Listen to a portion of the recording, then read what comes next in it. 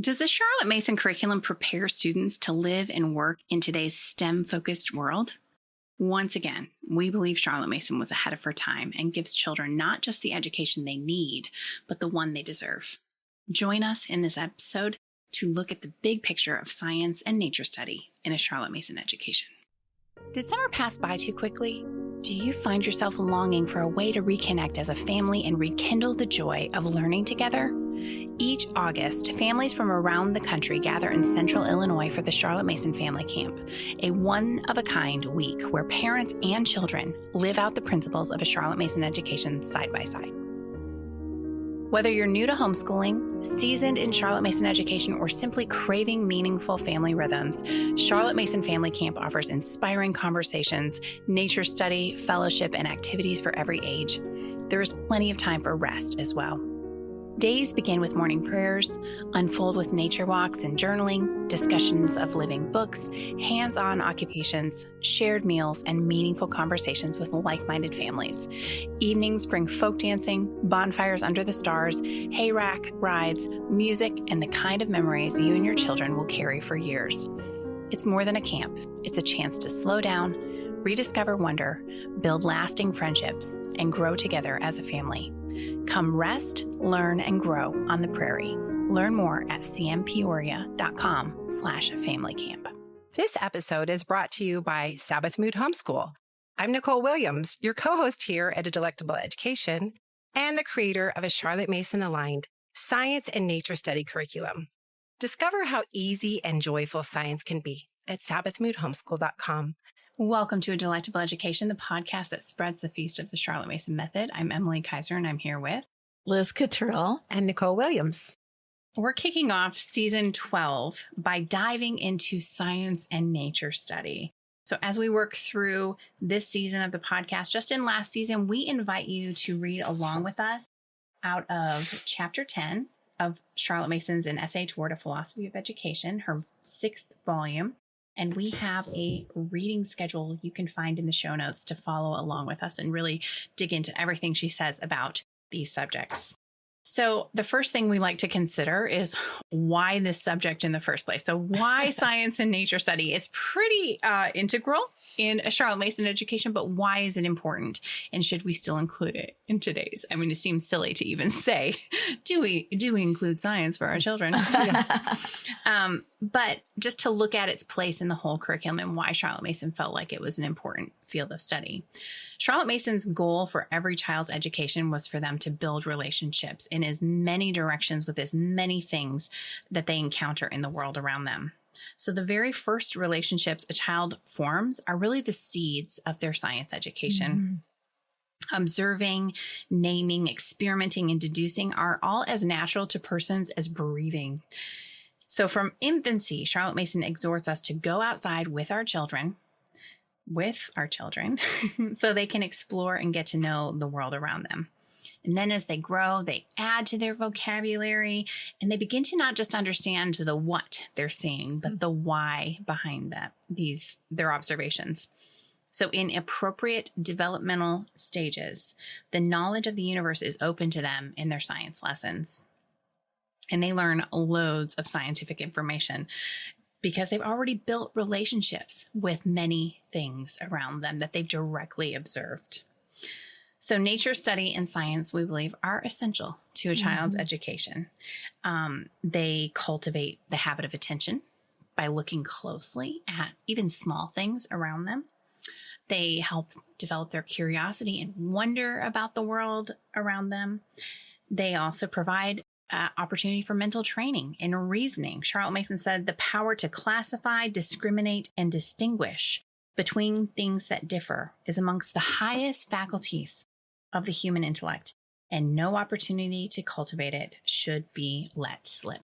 And overall, science and particularly nature study in the younger years really help a child build relationships, which is the ultimate goal of education. So children, it's knowledge owed to them, right? Mm-hmm. Absolutely. So Nicole, why don't you paint that big picture that you were talking about in our last episode? What is the overall progression of a child's scientific education? Yeah. So in Form 1, that's grades 1 through 3, there's no formal science yet. They are really, this is all nature study at this time. All of their science is nature study and nature lore, which we're going to talk about more in the next episode. And it's very important. The lessons are short, but the work is so valuable. The child is, like you said, really learning to pay attention at this time, which will serve them really well in other subjects, by the way. They learn to observe closely, to put what they notice into their own words. Miss Mason said that out-of-door nature study lays the foundation for science. And that is exactly what these early years are really doing. We build the habits of attention and the accurate observation that all real science depends on. I mean, this is going to be vital. Then in Form 2, so that's grades 4 through 6, then we begin this gentle transition to formal science. The child keeps reading nature lore at this time, but now a science book is added alongside of it, introducing them to the everyday marvels around them. Weather, magnets, light and sound, and basics of astronomy, things that they can really observe and wonder about. This is what Charlotte Mason called the philosophy of common things. And the goal here isn't mastery at all. It's to keep the wonder alive. You know, we really see a shift with our kids at this age where they can lose that wonder, but she wants to keep that wonder alive, allow them to begin asking questions, to see that the world is orderly and governed by laws. So we're starting to get there. Then in Forms 3 through 4, so that's grades 7 through 9, and that's how Charlotte Mason grouped this, science becomes a fuller study. And the students take up biology in earnest, and they also work through all the major branches of science. And now the student begins keeping a science notebook. And in there, they're keeping written narrations of what they've read or experiments they've made. They start reproducing diagrams and they become a treasure. They really do. Their powers of observations have matured. So in nature study, they begin looking at things that are like cross-species things. So we're not just doing your average object lessons anymore. Now they're looking at like pollination and seed dispersal across many different plants and animals.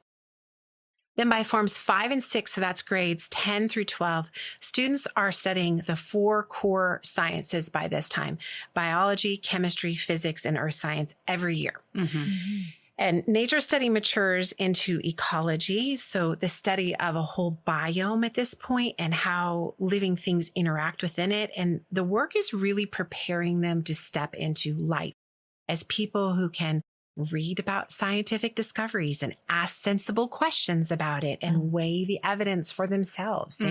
They really become so grounded in science as an idea that is around us all the time by this point. So across all these years, the goal is just this steady and really it's twofold. First, we want our children to feel the wonder and reverence of the world around them. Charlotte Mason was very blunt about this. When you hear that quote, where science does not teach a child to wonder and admire, it perhaps has no educative value. That's huge. But second, we want them to gain what she called the common information.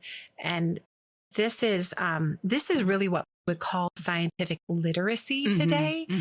The real question at the end of a child's education, she said, isn't how much he knows, but how much does he care? And when she uses that quote, it's science. Science that she's talking. Yes, absolutely. And how many orders of things does he care about? So that's where that broad feast is really important. In other words, how large is the room his feet are set? Like I love that quote, but it's always so exciting to me to think that's about and science. When your study is the universe, like their room should be really large. Really large, right?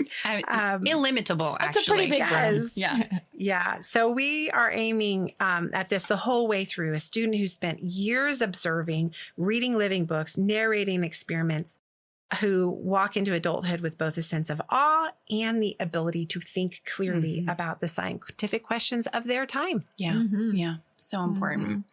Well, Liz, do you want to share with us some of the common maybe pushback or questions that people have when you explain to them, the scope of Charlotte Mason science education? I think a common concern that a lot of parents have, especially in this area of science, isn't this approach out of date and out of step with modern science, which has progressed and expanded astronomically in the last 150 years. Yeah.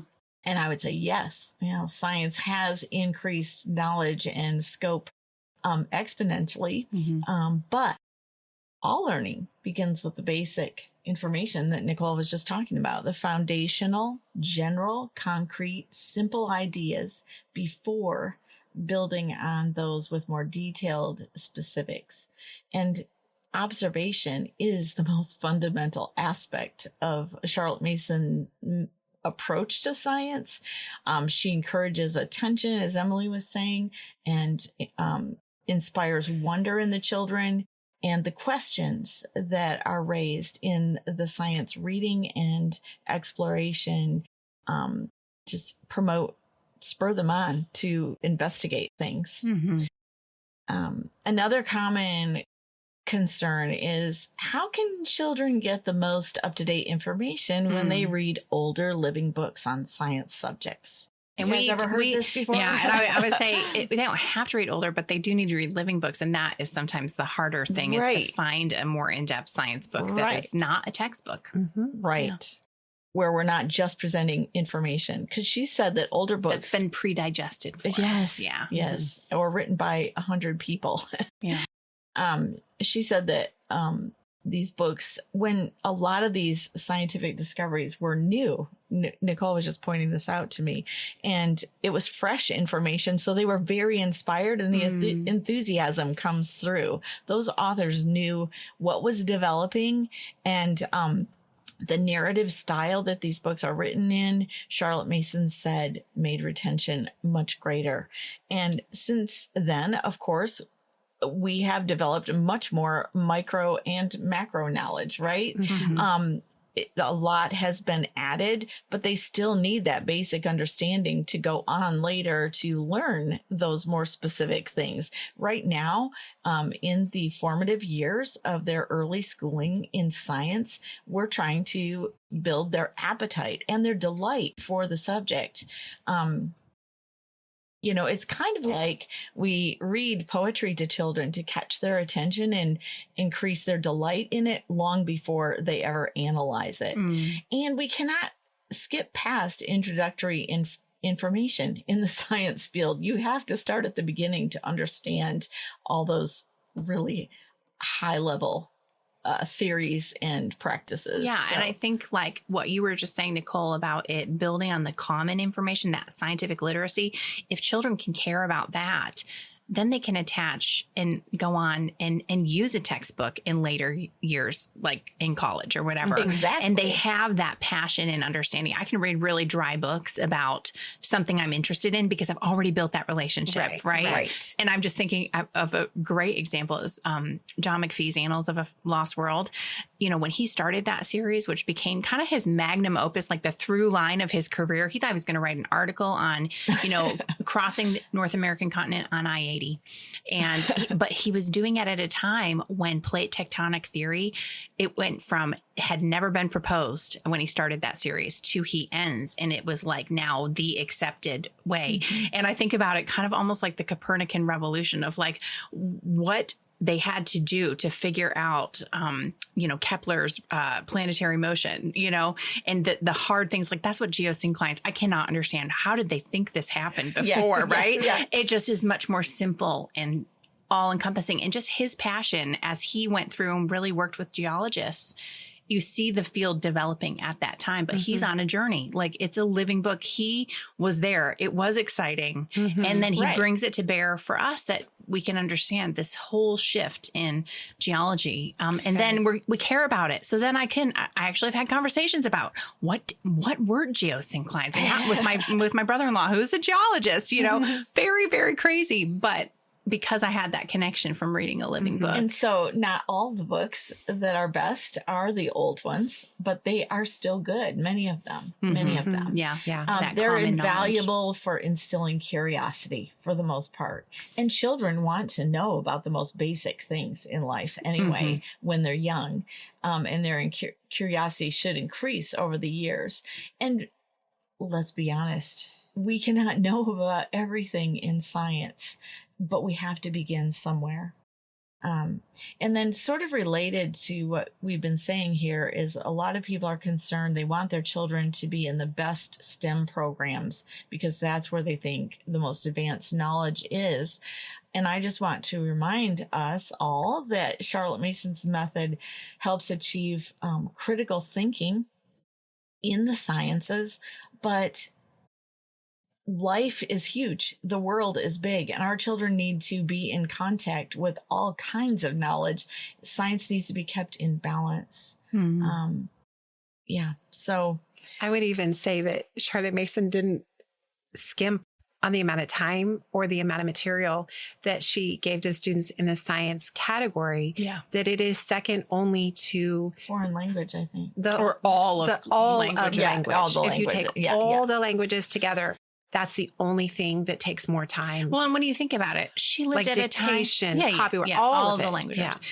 She was living at a time of great technological advance. I mean, it was exciting. We are in the digital age, but like they went from horse and buggy to like airplanes in her lifetime when she was creating, it just was a huge leap too. So it was also an important topic at that time. But I think my point is that all of education is equally important, and science needs its place in our life and will mean more to them.